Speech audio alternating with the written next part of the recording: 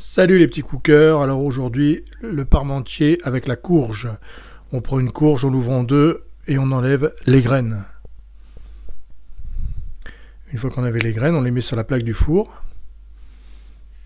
On met un peu d'huile d'olive et sel, poivre bien évidemment. Voilà, sel, poivre et on le met tel quel au four et on les met 50 minutes à 200 degrés. Jusqu'à ce que la chair devienne tendre. Là, on prend de la viande hachée de bœuf. Donc, j'ai pris des steaks hachés de bœuf, mais de très bonne qualité. Là, j'ai pris du charolais qui a macéré tout ça. Donc, on a une très très bonne viande de qualité. Hein. Prenez, faites-la couper par votre boucher. J'ai mis sel, poivre. Et là, je mets d'épices cajun. Et je mets un petit mélange d'épices italien. Vous mettez un peu les arômes que vous voulez. Vous pouvez mettre du curry, vous pouvez mettre autre chose. Mais prenez une bonne viande hachée de bœuf. Hein. Vous pouvez même faire un mélange de bœuf-veau. Souvent, je fais aussi des mélanges. Je leur demande de me hacher du bœuf et du veau.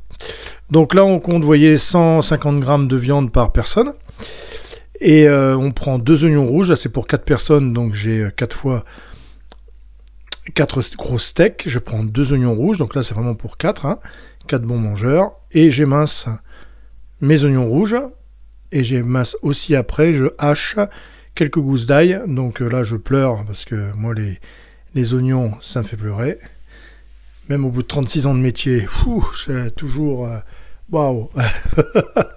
J'arrive jamais. Il faut le masque et le tuba de plongée, il n'y a que ça, c'est vrai. Donc là, je mets mes 2 oignons rouges et mes 5 gousses d'ail qui sont hachées. Je les fais revenir dans de l'huile d'olive. Voilà, je les fais bien revenir. Donc vous allez voir, la petite particularité, c'est que je mets de la tapenade verte avec mes oignons et mon ail. Et ça va donner un petit goût d'olive à votre chair qui va être tip top. Donc ma petite astuce dans mon parmentier, c'est ça. Bon là, j'ai mon fils qui vient, vous voyez, hop, bonjour, merci papa. Allez, casse-moi la noix s'il te plaît, je voudrais manger une petite noix en pleine vidéo, bien sûr, mais ça, c'est comme ça, hein. Dès qu'on a des enfants, c'est un bonheur. Et donc, je lui fais sa petite noix, voilà. Tout est bon, je peux continuer? Ok, merci à toi. Alors, donc là, j'ai ma tapenade d'olive verte, j'ai mes oignons, mes gousses d'ail qui sont bien revenus. Donc vous avez vu, ça c'est la petite astuce. Donc là, je mets du rosé, j'ai pas de vin blanc, je mets du rosé, mais le rosé donne un très très bon goût aussi pour déglacer tout ça. Donc je laisse réduire un petit peu le rosé et je mets une boîte de concassé de tomates dedans. Donc vous avez vu, super simple. La petite astuce, c'est vraiment, vous verrez, la tapenade dans la farce de bœuf qu'on met là. Vous voyez, la bonne viande de bœuf qui a bien du gras, mais du bon gras. Hein, en plus, elle a macéré celle-là, donc c'est vraiment du très très haut de gamme. C'est vraiment, pour faire un bon parmentier, il faut une bonne viande. Hein, je vous le dis tout de suite, sinon ça gâche tout si vous achetez de la surgelée ou quoi que ce soit. Donc là, après, je la mets dans mon plat, tout simplement. Voilà. Et là, je l'étale un petit peu. Bon, bien évidemment... Je la goûte, hein, je suis à la maison, je fais ce que je veux. Hop, très bien, pas mauvais. Voilà, avec les petites épices et tout, c'est parfait. Et la petite tapenade, ça apporte vraiment du goût. Donc une fois qu'elles sont bien cuites, vous voyez, vous plantez la cuillère dedans quand ça devient purée, on récupère la chair. L'avantage, c'est que là, en les cuisant au four comme ça, et pas dans l'eau, vous n'avez pas l'eau de cuisson qui va humidifier beaucoup votre potimarron. Donc voilà, donc... on met ensuite du beurre, on en met pas mal. Voilà. Et après, on va presser avec le presse-purée. Hein. Voilà, juste comme ça. Simplement sel, poivre qu'on avait mis au départ, donc pas besoin d'en rajouter.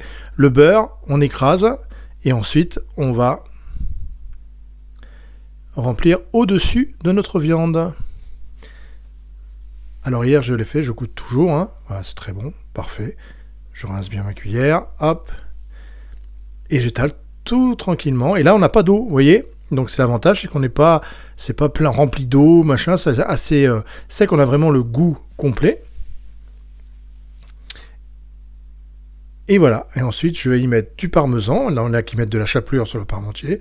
Moi, j'y mets du parmesan. Et ensuite, je vais le cuire 30 minutes à 200 degrés. Le temps que le parmesan colore un petit peu, et il n'y aura plus qu'à manger. Voilà. Donc voilà mon petit parmentier de bœuf, j'espère qu'il vous a plu. N'oubliez pas la petite tapenade d'olive, vous verrez, ça rapporte du goût. On cuit le tout au four pour éviter de mettre dans l'eau, pour pas avoir trop d'eau dans votre légume. Et ensuite, il n'y a plus qu'à manger. Voilà. À bientôt les petits cookers, merci à vous.